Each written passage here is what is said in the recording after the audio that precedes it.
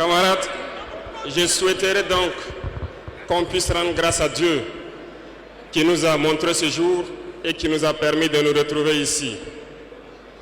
Rendons hommage à nos FDS et nos vaillants VDP qui se battent au front, et c'est grâce à eux que nous pouvons nous retrouver ici pour communier.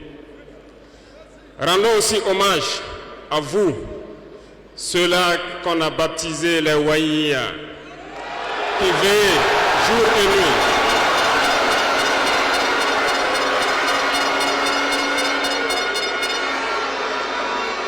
Vous qui veillez sur cette transition, vous qui veillez sur l'itinéraire que nous avons tracé, merci beaucoup à vous. Remercions ici donc nos autorités coutumières et religieuses qui ne ménagent aucun effort pour nous accompagner pour la mobilisation des jeunes à être engagés donc au sein des VDP qui aident les FDS sur le terrain. Merci beaucoup à tous d'être là. Nous ne pouvons pas faire une révolution sans communiquer. Certains diront qu'il ne faut pas trop parler, mais lorsqu'on ne parle pas, c'est la manipulation qui prend le terrain.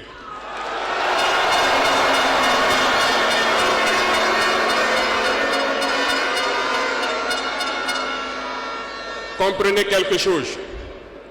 Le père de la Révolution communiquait beaucoup. Je parle ici de Thomas Sankara.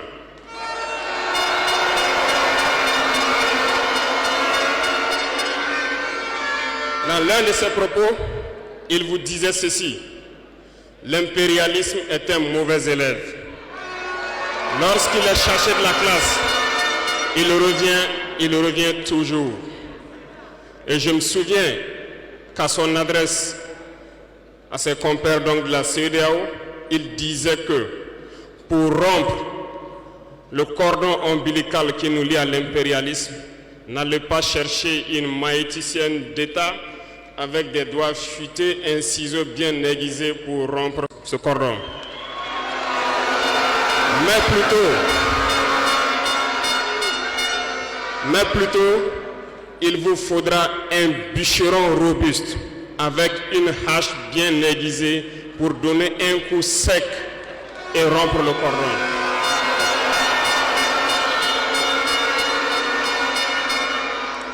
Cela veut tout dire.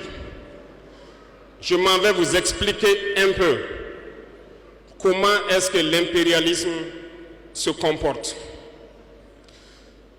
Après l'assassinat du père de la Révolution, justement, le régime qu'avait voulu l'impérialisme s'est installé. Dans les années 90, vous vous souvenez tous d'un programme qui nous a été imposé, le programme d'ajustement structurel. C'était qu'un plan. Je vous explique. En mettant en place ce programme dans nos contrées, vous avez remarqué au fil des 2 décennies qui ont suivi, toutes nos usines qui étaient en place ont été privatisées. Notre économie a été déstructurée.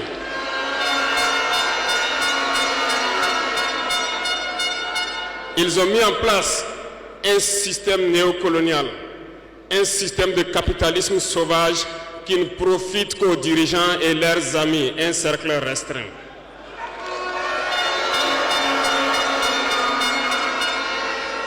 Du côté des forces, ils ont tout fait pour déstructurer nos armées. Ils ont dit de baisser le budget des armées, de ne plus les équiper, de ne plus s'entraîner. Ce qui a été fait dans la sous-région. Nos armées ont été réduites en néant. Ils préparaient la chose. Pendant ce temps, les grands pays comme le Niger, le Mali ont connu une résurgence de ce qu'ils ont appelé des rébellions. Des séparatistes venus de nulle part ont tenté de diviser ces pays. Ils n'ont pas réussi. Mais l'aboutissement de leur plan était qu'à partir des années 2010, c'est-à-dire 20 ans plus tard, que le terrorisme s'invite dans nos terroirs. Effectivement, on l'a vu naître 20 ans plus tard. Des individus ont été choisis Et on leur disait juste, allez-y les combattre, leurs armées sont déstructurées, nous avons travaillé à ce que cela arrive. Ils ne pourront jamais vous arrêter et vous allez les imposer ce que nous voulons. Ces individus ont recruté de jeunes innocents, ignorants, dans nos différentes campagnes, à qui ils injectent la drogue et les amènent à tuer leurs compatriotes. Et le mal est né. Comment est-ce que ces individus ont été entretenus? N'oubliez pas, ici au Burkina Faso, on hébergeait des chefs terroristes. Ça a été bien planifié.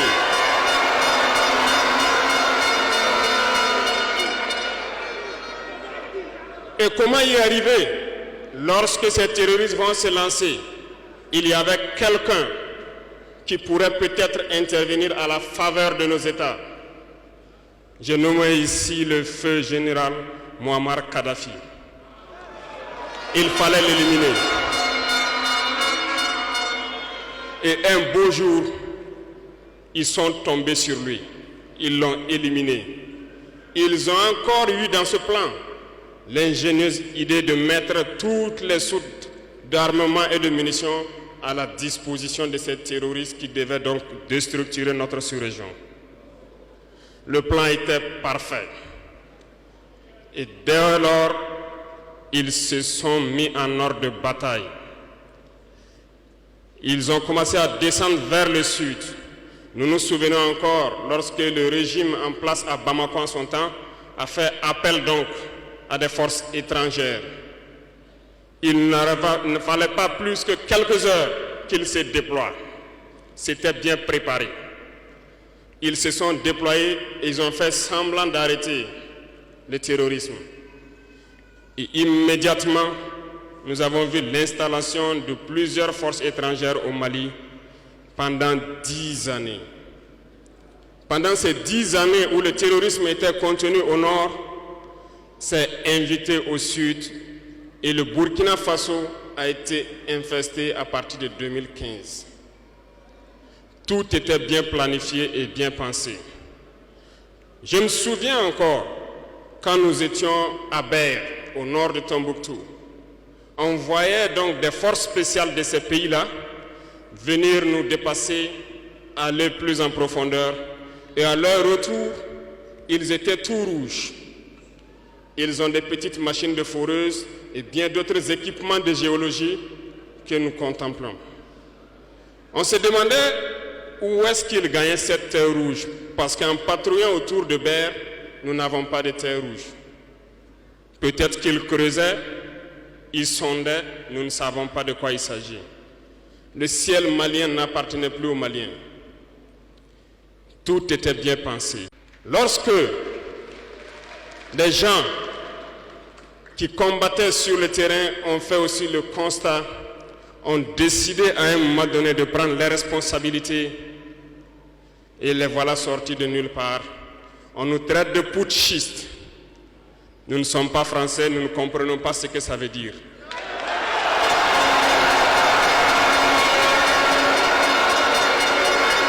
Et les valets locaux, qui sûrement ne comprennent même pas le sens profond du mot, nous appellent aussi putschistes. Très bien, on se l'approprie. Au fil de ces années, pour ce qui concerne le Burkina Faso, vous avez dû remarquer, tous les corps ont été déstructurés. Plus d'entraînement, plus rien pour l'armée. Ils ont imposé dans tous nos états-majors, toutes nos écoles et toutes nos structures stratégiques ce qu'ils ont appelé des conseils militaires.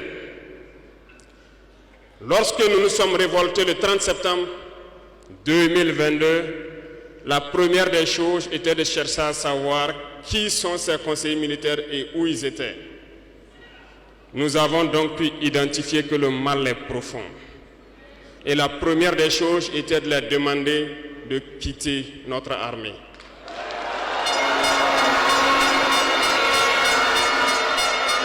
Ils sont partis.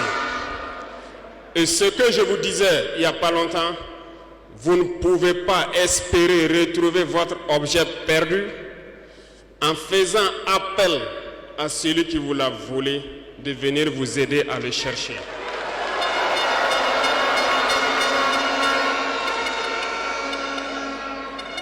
Il fallait dès lors décider, prendre des décisions courageuses. Ce que nous avons décidé de faire. Ça n'a pas été sans conséquence. Parce que lorsque nous avons déjà demandé aux conseillers de partir, nous avons senti des manifestations. On nous a fait comprendre qu'on ne pourra pas s'en sortir sans eux. Et à chaque fois qu'ils nous le disaient, ça s'est traduit par des attaques d'envergure sur le terrain. Nous avons bien reçu le message. Lorsqu'à l'orée donc de l'année 2023, nous avons décidé de dire donc aux forces étrangères présentes ici de partir parce que nous voulons lutter en burkinabé.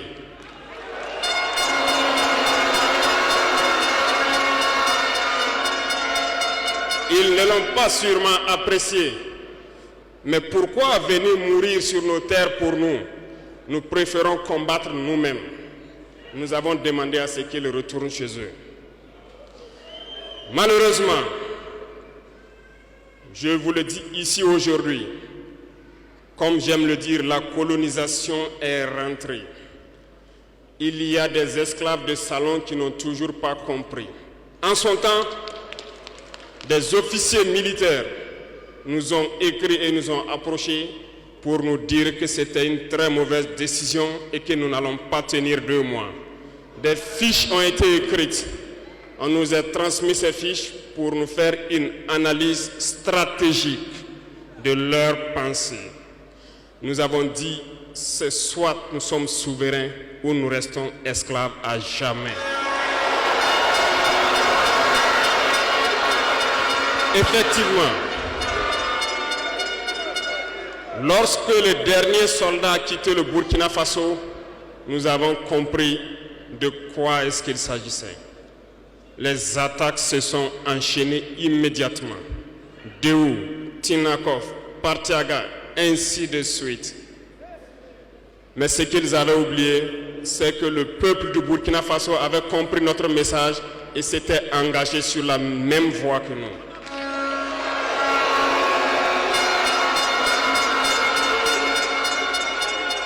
Nous nous sommes réorganisés rapidement et subitement, nous avons constaté que toutes les cellules dormantes terroristes se sont réveillées au Burkina Faso. On a réorganisé l'armée au plus vite, à une vitesse inégalée. Nous avons créé plusieurs unités et même si plusieurs autres sont à venir, nous les avons équipées.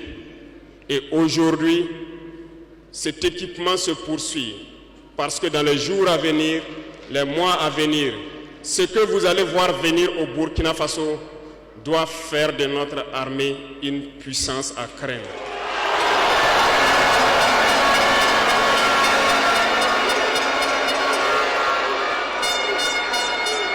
Nous n'allons pas lésiner sur les moyens. Nous avons compris que le combat qui est engagé contre l'impérialisme sera dur, très dur. Mais seuls les durs vont passer et les Burkinabés sont des durs. Et nous allons passer. C'est pour vous dire que l'impérialisme a tout son temps. Lorsqu'il veut déstabiliser, il regarde dans l'immédiat. Si ce n'est pas possible, il pose les jalons pour le faire dans 10 ans, 20 ans, 30 ans.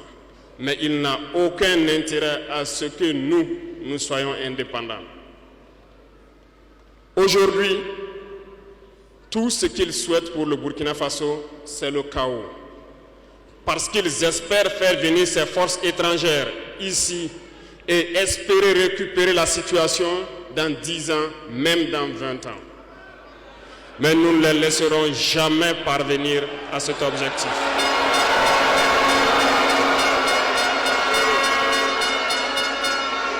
Voilà pourquoi nous avons mis en garde pendant plus d'1 an les valets locaux, les esclaves de salon, pour qu'ils ne trahissent pas leur patrie au profit de l'impérialisme. Certains ont compris, se sont rangés. D'autres n'ont pas compris, peut-être se croyant plus malins. Mais aujourd'hui, nous n'avons plus de sentiments sur ce volet.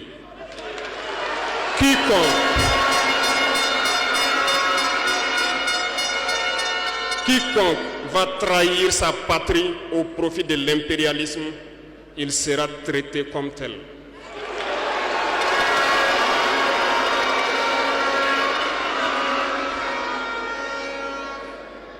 Revenant à notre fameuse CEDEAO. Depuis que nous avons décidé de quitter la CEDEAO, les esclaves de salon ont été actionnés partout. Ils veulent faire peur au peuple. Ils veulent faire peur à tout le monde.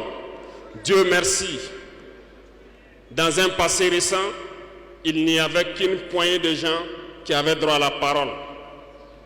Sur les plateaux télé, c'est ce qu'ils se disaient qui étaient donc prêts pour évangile. Aujourd'hui, avec les nouvelles technologies, qui ont bien sûr des avantages et des inconvénients, tout le monde a droit à la parole. Et je pense que les Wanyis sont les premiers à confirmer cela.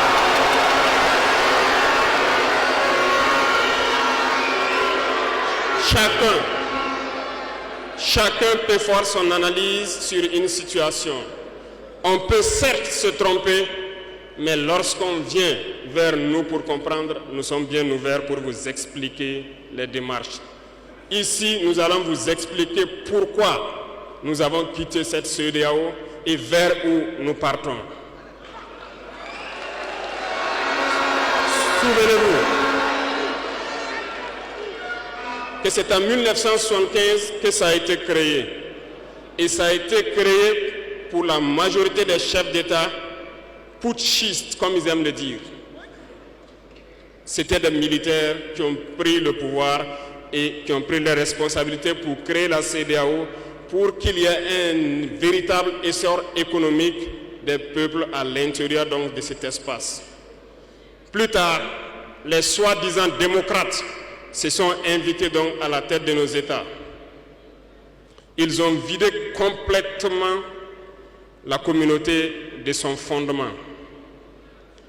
Lorsque le 26 juillet, le Niger a décidé de prendre son destin en main, nous étions surpris de voir la CEDEAO apparaître de je ne sais où avec une force en attente.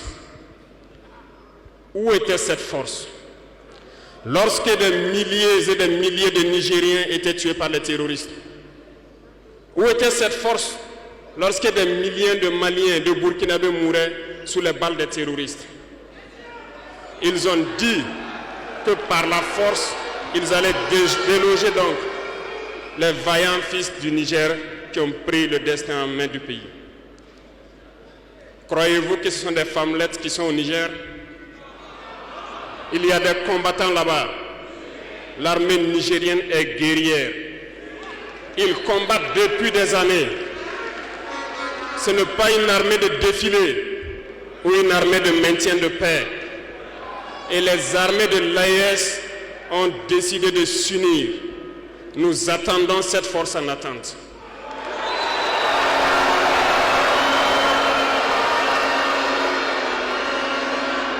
Il faut que ces soi-disant démocrates le comprennent. Lorsque des milliers de Nigériens sont morts sur leur lit d'hôpital par manque d'électricité ou par manque de médicaments, c'est du crime. Ils sont responsables de ces sanctions, ils sont responsables de ces morts. La même chose se passe au Mali. Avec le Burkina, nous avons des sanctions indirectes. Parce qu'il faut que les gens comprennent. Lorsqu'ils prennent leurs consignes de l'autre côté, ils viennent, ils font tout pour l'appliquer. C'est honteux. Certains ont décidé de ne pas fournir l'électricité à nos pays. Ce n'est pas gratuit, nous payons. Et ça contribue à leur économie.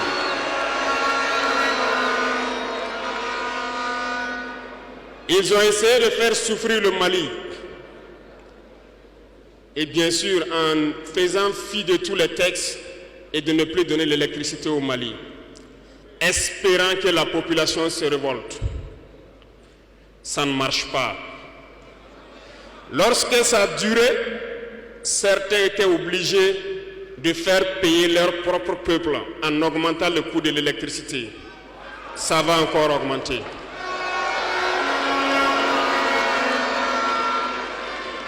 Cela nous donne plusieurs leçons. Plusieurs leçons en ce sens que l'indépendance que nous prenons, la souveraineté que nous prenons, nous devons tout faire pour qu'elle soit. Ils nous ont donné de très belles leçons et nous avons très bien compris.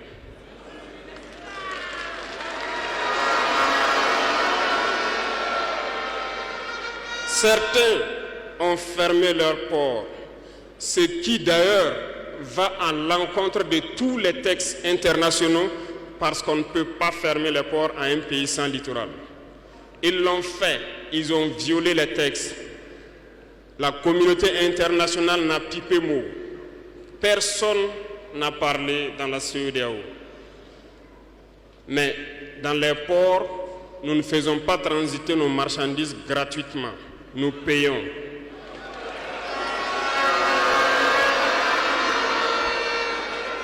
Et ceux-là qui le font récoltent aujourd'hui les pots cassés. Et je pense que c'est une leçon pour eux aussi, qu'il ne faut toujours pas appliquer les consignes de leur maître. Il faut qu'ils le comprennent pour toujours. La CEDEAO n'a jamais fait un communiqué pour féliciter une victoire de nos armées.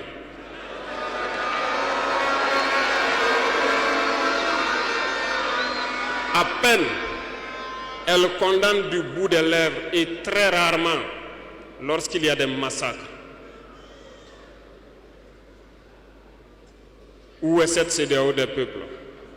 Bref, nous ne pouvons pas citer tout le mal qui a été fait à nos peuples, mais nous avons décidé en toute âme et conscience de nous retirer et de nous concentrer sur notre organisation commune qu'est l'AES.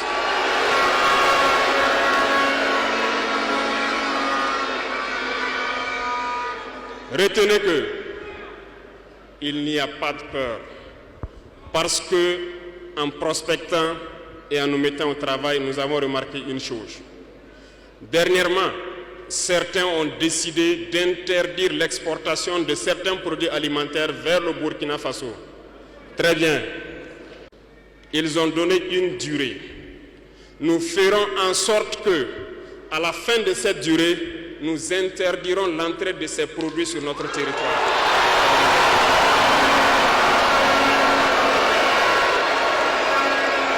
Nous sommes capables. Nous sommes capables et nous sommes très bien capables. Nous avons fait beaucoup d'expériences cette année et je peux vous assurer que sur le volet alimentaire, le Burkina peut être autosuffisant. Et nous avons de braves paysans.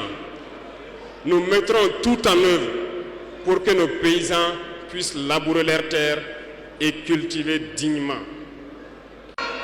Et je mets au défi quiconque doute de cela, que si nous décidons aujourd'hui au Burkina Faso d'être dans 3 ans ou 5 ans premier exportateur de cacao, nous le serons.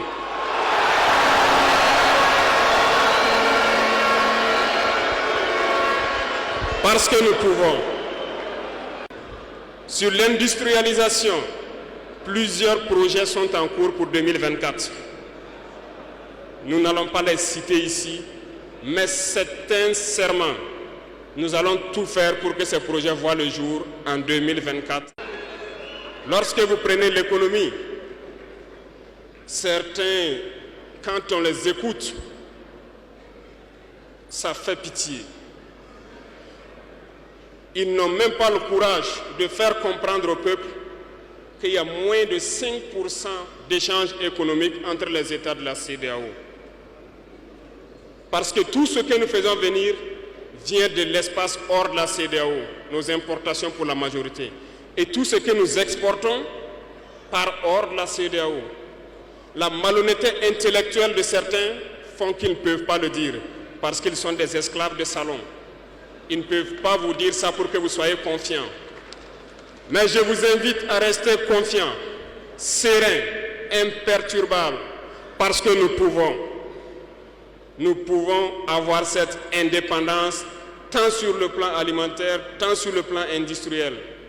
C'est possible et nous sommes lancés sur ce chemin.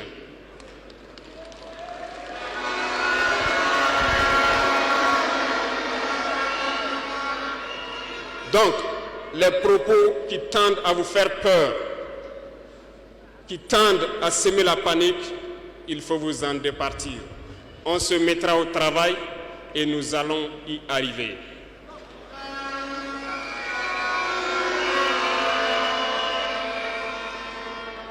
Revenons donc à un aspect général dans l'Afrique. Thomas Sankara disait que l'esclave qui n'est pas capable d'assumer sa révolte ne mérite pas que l'on s'apitoie sur son sort. Cet esclave répondra seul de son malheur s'il se fait les illusions sur la condescendance suspecte d'un maître qui prétend l'affranchir. Seule la lutte libère. Et je m'en vais vous dire que si pour se libérer, un esclave se fait des illusions sur la providence d'une croyance que son maître lui a imposée pour le maintenir dans les ténèbres, il se fout le doigt dans l'œil. Il restera à jamais aveugle dans les ténèbres et ne verra jamais le jour.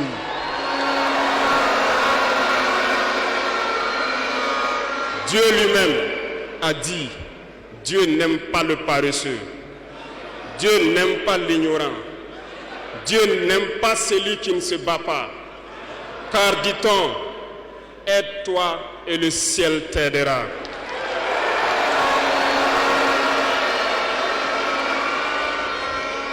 Et je ne passerai pas sous silence une partie du slogan donc, des pionniers qui vivent aujourd'hui parmi nous. Oser lutter, savoir vaincre. Nous avons osé lutter dans l'AES et nous saurons vaincre.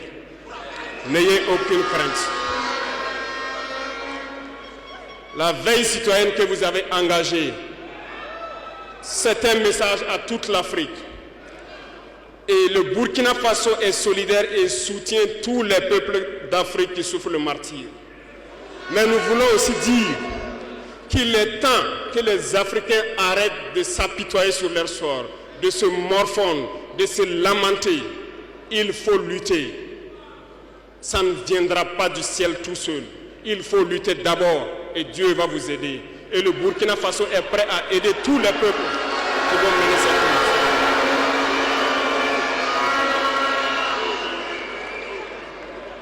lutte. Dites-leur à tous ces peuples qui se battent, il est temps qu'ils disent la vérité à leurs dirigeants. Au Burkina Faso, lorsqu'il s'est agi pour nous de contribuer donc pour que le FDS soit équipé, les députés n'ont plus de salaire aujourd'hui. Ils n'ont que des indemnités de session. Les salaires des ministres ont été diminués au maximum et le peuple contribue. Vous ne pouvez pas lutter et vouloir que les dirigeants soient dans un luxe insultant. Les peuples doivent se réveiller et exiger cela de leurs dirigeants.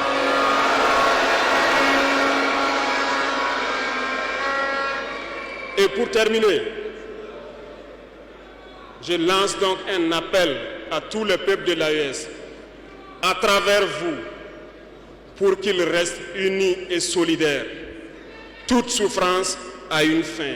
La lutte que nous avons engagée est dure. Mais il faut rester la tête sur les épaules parce que l'arme fatale de l'impérialisme reste la manipulation à travers la communication. Sachez reconnaître les valets locaux. Sachez reconnaître les esclaves de salon.